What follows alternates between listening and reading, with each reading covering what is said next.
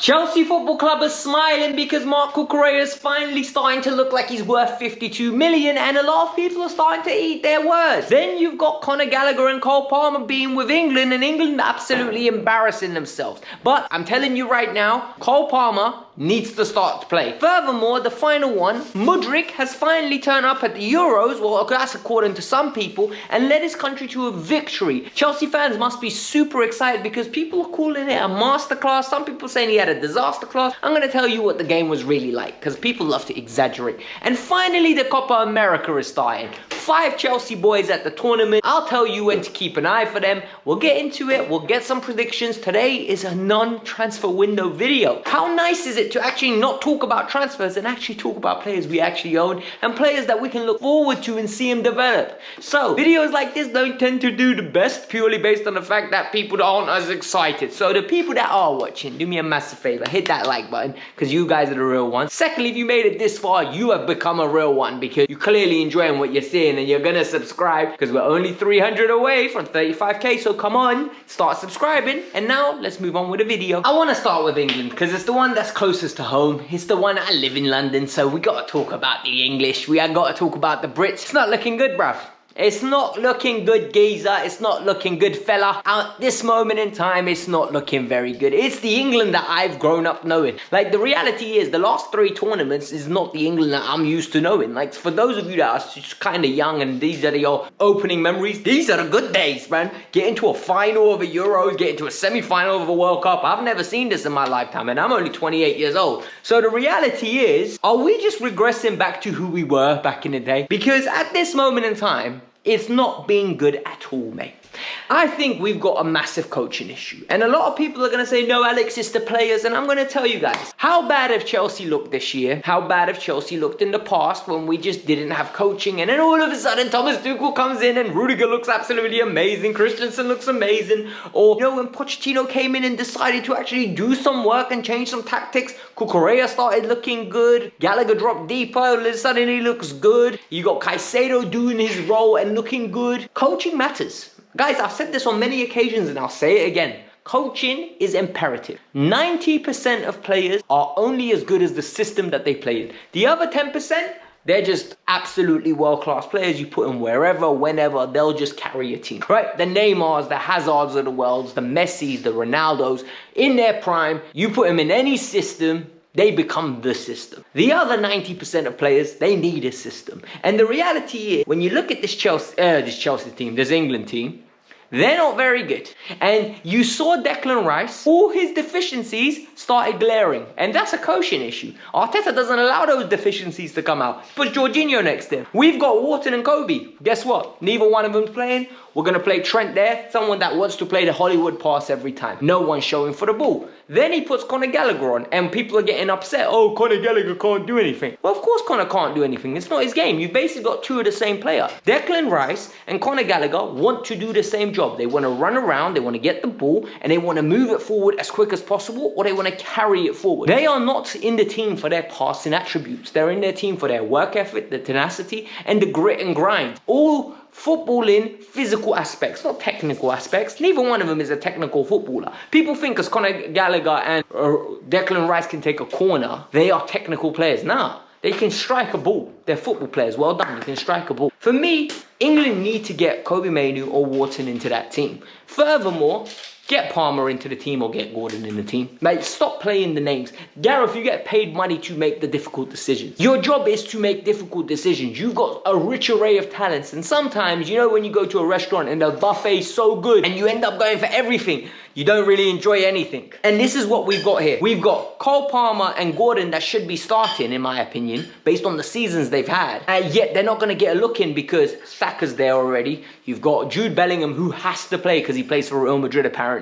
You've got Phil Foden that's getting shoehorned into the team, even though he's not a touchline winger. You're asking him to do a winger's job when he's not a touchline winger. Harry Kane, all year, right? Now all of a sudden the narrative is, we are not pressing with Harry Kane. It's unacceptable. Big man, he plays for Bayern Munich. They press very well. And more importantly, they keep the ball. When you keep the ball, you don't need to press as much. Why is it that we have to ask our boy to be pressing religious? Why don't we just keep the ball? That's a wild thought. But for me, it's very simple, right? Little bit of a rant. Conor Gallagher's most probably going to be starting, but the real change that needs to happen is Palmer needs to either come into the 10, Jude needs to drop back into the double 6, or what I would do if I was in charge is one of Jude or Foden. I'm sorry. One of you's getting dropped. Trent, you're getting dropped. You're putting a Wharton or a Kobe, and you're going with either Gordon or Palmer on that left-hand side. Palmer can play left wing. A lot of you attacked me the other day. No, he can't. Yes, he can. He'll literally do the drifting job, or he'll get the ball and he can beat a man and cross the ball in. He's done it before. He's played for Manchester City there. Stop talking Cucurella, as Northside would say. A player I'm very proud of at this moment in time is Marc Cucurella. Listen, Marc Cucurella is not my favorite type of player, right? Marc Cucurella, I think, depends a lot of tenacity. He depends on a lot of athletics, like, I'm gonna go super fast, scrappy dappy do. But you know what? Marc Cucurella does something I love. Technically secure. You know, one touch, rondos, everything. I love players that can do that. Because if your technical security is there, you can play in most systems in the world. Because energy and effort is something you can learn. Technical ability, you can't learn. You either have it or you don't. I'm sorry, right? And Marc Cucurella has it. So for me, seeing him make Gary Neville eat his words is 1, beautiful. 2, I am loving the praise he's getting. And 3, it just tells me what we are as football fans, right? Because it's taken 7 games for people to say now, Marc Cucurella can be our #1 starter next year. What changed? Like, this is the same player. I don't think Marc has done anything to improve in the last 9 months. What's changed is the system. Guys, he's gone from a team where he's been asked to do things he can't do to a system now where he's actually in a team that brings out the best of his abilities. They're asking him to keep the ball on the floor.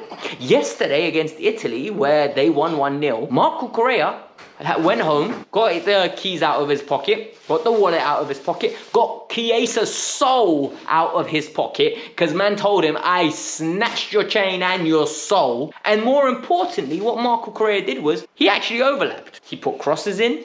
He was a constant threat down the left-hand side. He tucked in, played 1 or 2 passes. He done the basics well enough where he's getting praise. And what I love at this fine point is, people think we don't need a left back anymore. That really evolved quickly. Personally, I still think we need a little bit of cover. Ben Chilwell needs to leave my team, but that's just my opinion. That's for another day. But well done, Marc Cucurella. Mikhailo Mudryk, and we're gonna call him Mishuli. Mishuli had a decent game today. I think a lot of people are getting very carried away. You know what people love to do on Twitter these days? You know them ones. Oh my God, masterclass. They got that little clip of him where he nutmegged the guy, got to the byline, crossed it in, and Dovbyk messed it up, and Martin Keown tried to do that little thing on English TV. Cross was too hard, mate. He shouldn't have headed it. He couldn't header it. It was too strong. It was a very good cross, man. He picked them out. Dovbyk didn't finish it. It happens.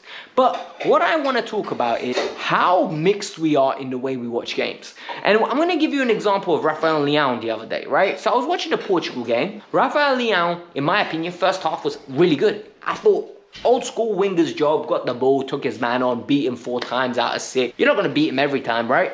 I went on Twitter and everybody's cooking Leão. Oh, disaster class. And today again, right, I went on Twitter. I thought Mudryk's having a decent game, nothing special. Decent game. I am seeing hyperbole of the highest degree. Like, I'm going, Mudryk is outstanding. Mudryk has had a disaster class. He's a donkey. I thought he was average. Like, I genuinely think the bar is either so high for him to be good for certain people or so low that we can't just say he's had an average game and actually a good to average game.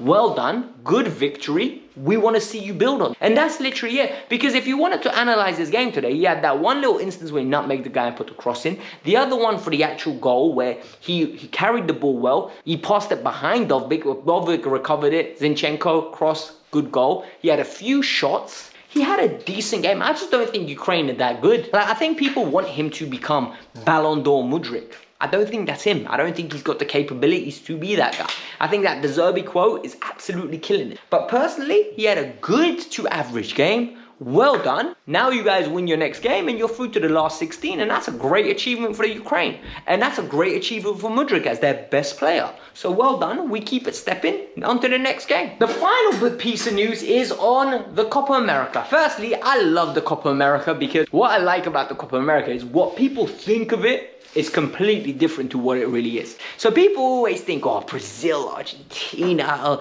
Colombia, Uruguay, oh, really nice football, tiki-taka stuff, tricks, flicks. Nah, man. It is the Royal Rumble of football. Bro, they take turns to kick the crap out of each other. These teams literally are out there for blood. They're breaking ankles, they're breaking shins, and it is super physical. Like, it makes the Euros look like a technical wonder class. It is completely different. Like, you're literally looking at it and it feels like WrestleMania whenever these teams play. The sad thing is that these games are all in America, so they're like a stupid hour for me to watch. They're at like 1 o'clock, 3 o'clock kickoffs in the UK. It's going to be difficult for me to watch, so I'm going to be Mr. Extended Highlights, and that's how I'm going to watch it. But there are 3 teams representing Chelsea in this tournament, and we need to talk about them. Number 1, Mr. Enzo Fernandez got off to a winning start yesterday, 2-0 win against Argentina. He didn't play. Apparently it's due to match fitness. He was on the bench. He'll slowly get integrated in as the tournament goes on. This is very good. I'm really happy that they're looking after him. I'm really happy that they're slowly easing him in. None of this rush him in. Thank you, Scaloni. Really appreciate that. When it comes to Ecuador have got my boy Kendry Pires, and more importantly, Moises Caicedo. This is a very good opportunity for them to go far in a tournament. Ecuador don't tend to do very well in tournaments, at least not in my lifetime that I know of. They still have Enner Valencia up top. Like, I remember when they had Hugo Rodallega playing for them. Good player. But it's going to be very exciting to see how they go through. And what I'm very excited to see is how Kendry Pires plays at the international level. Like we spoke about it the other day, you know, there's a lot of hype about him in the Ecuadorian League. There's a lot of hype about him in the Copa Libertadores. I want to see how he plays on the international level on a consistent basis when all eyes are on it. So that will be exciting. And I'm actually very excited for Jamaica. Like, I know I've got a big following in Jamaica through the Kavkas View. Like, a lot of people watch me from Jamaica. And for me, that's wild that people in Jamaica watch the Kavkas View. I am going to be cheering Jamaica on in this tournament a lot. Right? Because Amari Hutchinson's at the tournament, Whisper's at the tournament as well. That's going to be very excited to see how he does. It will be very interesting to see how many minutes Amari gets, because Amari's got a big opportunity to come back to Chelsea and stake a claim for that left wing position, because Maresca knows him. Maresca's seen him in the champ. So the reality is, can he reintegrate him into Chelsea? Is Amari ready for Chelsea? It's something that we're going to find out. But it's all love and we're going to watch it. Shout out to every other country individual that is watching the channel. I am going to be keeping an eye on the US as well, because I think the US, the way they cover football is absolutely amazing. Like, the way their media sells the sport to the local Americans is hilarious. I watched the clip the other day. They said there are talents like Messi, Maradona, Jude Bellingham and Pulisic. They're coming up. And for me, you're just not educating your football fans properly. Because the reality is, Pulisic shouldn't be in that conversation. Neither should Jude Bellingham. Messi and Maradona are of a different level to those two players in general. And those two players, if they achieve 50% of what of Maradona and Messi have, it would be beautiful. So I really think, if you're an individual that's getting the coverage and education of football in America through American TV programs, I think you need to watch more other countries' programs and get your education either through YouTube or through just different football fans, because I think what they're selling you is not the product that you should be taking in.